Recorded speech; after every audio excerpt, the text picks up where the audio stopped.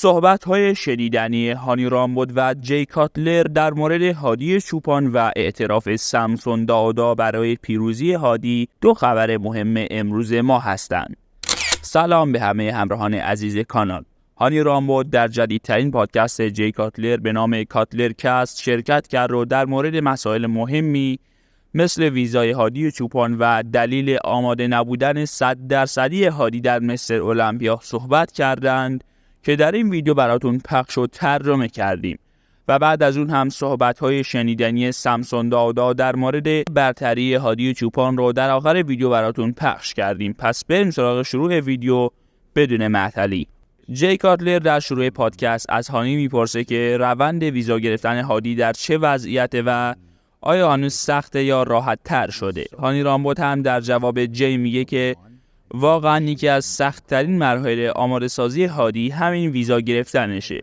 ما واقعا استرس زیادی رو تحمل میکنیم تا ویزای هادی صادر بشه و هر سال مجبوریم از صفر شروع کنیم و همه فرم‌ها و پرونده ها رو از اول پر کنیم و برای سفارت بفرستیم و خیلی این پروسه مهم و جدیه و تا وقتی که جوابش نیاد ما دلمون هزار راه میره. و بعد از اون هم در مورد مسائل مختلفی صحبت کردن که بهتر این صحبت ها رو از زبون خودشون بشنویم. فقط قبل از اینکه به ادامه ویدیو برسیم برای دیدن جدیدترین اخبار بدنسازی کانال ما رو سابسکرایب کنید.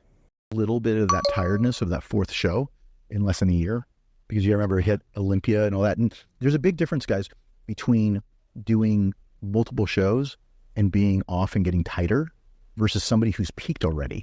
Yeah. Right? When you peak, this is one of the reasons why I didn't put Phil in all these other shows. How difficult is it to get him here? So the fan, they really understand. You can't just go, hey, how'd he come here? Right. It is very difficult because we have to go through a whole new process every single time. Just like right now, it starts all over again. The minute he leaves the United States, we have to start the whole visa process over again from zero. Fill out all the forms again. Get all the background checks done again. Everything starts over again from the minute he leaves. And if they also need certain amount of time. I can't just do it like last year. I was trying to do the Arnold right after the Olympia. And they're like, no, you just need to come back in a couple months. And I'm like, wait a minute, then we might run out of time. And they're like, well, we just can't do it. He just had a visa. We have to start this all over again. And you need to give it enough time. And I'm like, I still did sense to me, but I'm like, okay, what do we do? Because I went to Dubai and I was like, oh, let me do it while I'm there. And they're like, no, we'll get back to you. Go ahead and reapply in a couple months. And I'm like, are you kidding me? Obviously, there's time. I mean, Nick Irby, my right-hand man, man. I mean, like, Hadi wouldn't have a visa if it wasn't for Nick. Nick is literally the man. The amount of time and effort he helps do everything when it comes to the paperwork and everything else. And luckily, Hadi comes and goes. He does his thing, and that's and he has a history of that. So therefore, they know that he's going to he's going to go back, and he's going to go back to his family. You as a coach, you even now when you start prepping him, like there's still a chance that he may not be able to come. Yeah. Every single time. I mean, this last time, it was so bad that he was jammed up in Dubai for so long. I said, go back to Iran. Dubai's... How many weeks out was this? This was like at 8 weeks out. I was like, just go back.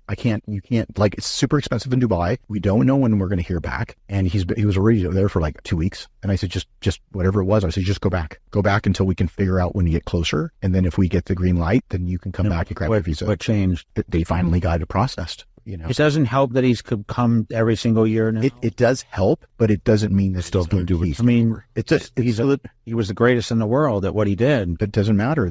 He has brought a lot of attention to the sport of bodybuilding, and people don't realize that. I'm very vocal about that. And I know people say he's Iranian, can't speak English, he's deaf. What is he doing for the sport? I guarantee you there's more people competing now from that part of the world than ever before. And it's because they saw him get to the highest level. And now they go, well, if he can do it, I can do it. And that's not diminishing any of the other guys that are competing now. No. But I think they don't pay attention to how much he really pushes in that part of the world. Like you said, you can have a show with 1,500 people there. Yeah. You can have shows of 1,500 here. I think sometimes people take for granted the guys that might not speak the language from another part of the world. They are just as important as the main people that are here. Nothing. In regards to, working at Domino's, throwing newspaper, right? There is so much of that character building that went on, and then eventually getting through college at Grambling, getting a degree in accounting. And then I went and I called and I researched it, and then I called the school and I actually confirmed it. And so then I'm like, nope, here it is. And it says,